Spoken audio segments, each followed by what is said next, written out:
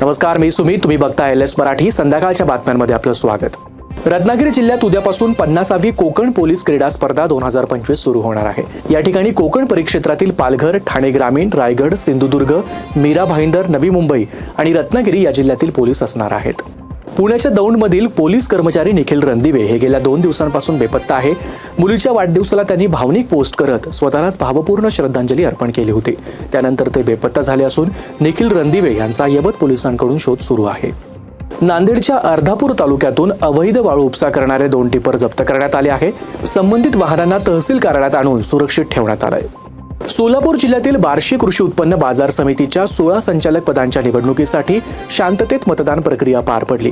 याआधीच व्यापारी मतदारसंघातून 2 जागा बिनविरोध निवडून आल्यानं आता उर्वरित जागांसाठी प्रत्यक्ष लढत होते. राज्यातील महाराष्ट्र शासन कृषी विभागाच्या वतीनं शेतकऱ्यांसाठी उपयुक्त मोबाईल ॲप लॉन्च केलं गेलंय. यामुळे जळगावच्या चोपडा तालुक्यातील जास्तीत जास्त शेतकऱ्यांनी महाविस्तार AI ॲप आपल्या मोबाईलमध्ये रजिस्ट्रेशन करून वापरावे असं आवाहन तालुका कृषी अधिकारी दीपक साळुंखे यांनी केलंय. आज देशभरात जवळपास 400 उड्डाणं रद्द करण्यात आली. या निर्णयामुळे प्रमुख शहरातील विमानतळांना याचा चांगलाच फटका बसलाय. कोलकातामध्ये 76 उड्डाणं प्रभावित झाली आहे, तर 53 उड्डाणं रद्द झाली आहे. अहमदाबादमध्ये देखील अनेक विमानं रद्द करण्यात आली आहेत. पुण्यातही देशभरात जाणारी सुमारे 25 उड्डाणं रद्द करण्यात आली आहेत. ठाण्यातील स्वर्गीय गंगूबाई शिंदे सभागृहात मस्क्युलर डिस्ट्रॉफीग्रस्त आणि गरजू रुग्णांना इलेक्ट्रिक व्हीलचेअर आणि वॅटमेड बायपॅप मशीन दिलं गेलं. मुलांच्या इच्छाशक्तीला बघता सरकार केंद्राकडे लस उपलब्धीसाठी पाठपुरावा करणार आहे असं उपमुख्यमंत्री एकनाथ शिंदेंनी सांगितलं. तसंच उपमुख्यमंत्र्यांनी 100 अतिरिक्त इलेक्ट्रिक व्हीलचेअर देण्याची देखील घोषणा केली आहे.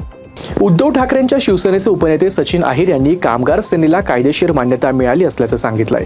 कामगारांच्या हक्कांवर बेकायदेशीर पावलं उचलली गेल्यास शांत बसणार नाही असा इशारा देखील त्यांनी दिलाय.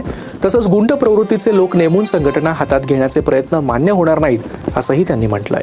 हिवाळी अधिवेशनाच्या पूर्वसंध्येला मुख्यमंत्र्यांच्या चहापानाच्या कार्यक्रमाला मंत्री अतुल सावे उपस्थित होते. महाराष्ट्राच्या विकासासाठी जे ठराव असतील ते मंजूर करण्यात येतील असं ते म्हणालेत. विरोधकांना अधिवेशनात रसच राहिलेला नसल्याची टीकाही सावे यांनी केली आहे. बांगलादेश सरकारनं भारतीय कांद्याला अटी आणि शर्तींच्या अधीन राहून कांदा आयातीची परवानगी दिली आहे. आजपासून पुढील सूचना मिळेपर्यंत प्रतिदिवस 1500 टन कांदा आयात होणार आहे, तर दररोज फक्त 50 निर्यातदारांनाच परवानगी दिली जाणार आहे. या होत्या आताच्या महत्त्वाच्या बातम्या. बघत रहा LS मराठी.